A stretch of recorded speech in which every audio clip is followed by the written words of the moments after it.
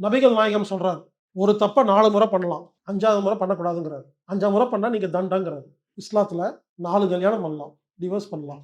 5வதா சிங்கிளா சிங்கிளா வாழ்ந்துரணும். 5வது கல்யாணம் பண்ணக்கூடாது. நாம ஒரே தப்ப 20 வருஷமா பண்ணிட்டு இருக்கோம். எனக்கும் நெறைய தப்பு பண்ணுவேங்க. முதல்ல புரியும். மாத்த ட்ரை பண்ணுவேன். முடியாது. செகண்ட் டைம் மாத்த ட்ரை பண்ணுவேன். ஒரு 3வது தடவ, 4வது தடவ மாத்த முடியும். ஒரே நாள்ல மாத்த முடியாது. முயற்சி செய்ய வேண்டும். உண்மையிலங்க இந்த கான்செப்ட் எல்லாம் நான் புக்ல எல்லாம் படிக்கலைங்க. எனக்கு எந்த குருநாதரும் சொல்லிக் கொடுக்கல. நான் புக்ல படிக்கல. நான் புரிந்து கொண்டு இந்த உலகத்தில் வாழ்ந்து கொண்டிருக்கிறேன். அதுக்கு ஒரு பேர் வச்சு சொல்லிக் கொடுத்துட்டு இருக்காங்க. முதல்ல நான் வாழ்ந்துட்டு இருந்தேன். முதல்ல அட்வைஸ் பண்ண ஆரம்பிச்சேன். அப்புறம் தான் அந்த கான்செப்ட் ரெடி பண்ணி எழுத ஆரம்பிச்சேங்க. இப்ப நான் பேசுறதெல்லாம் எழுதி வச்சோ யாரோ சொல்லி பேசலைங்க. நான் இப்படித்தான் இருப்பேன்.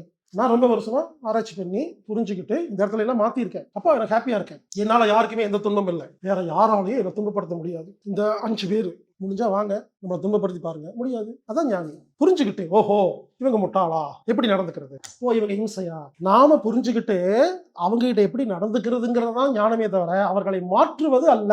பல பேர் அவங்கள மாத்திட்டு இருக்கீங்க. இது எப்படி தெரியுமா? ஒண்ணு பண்ணலாம். இங்க இருக்கிற 10 பேர் இந்த செவுத்துல கை வச்சு தள்ளுங்க. சாயந்தரம் வரைக்கும் டைம் கொடுக்குறேன். செவுரு தள்ளி இருக்கும். முடியாது இல்ல.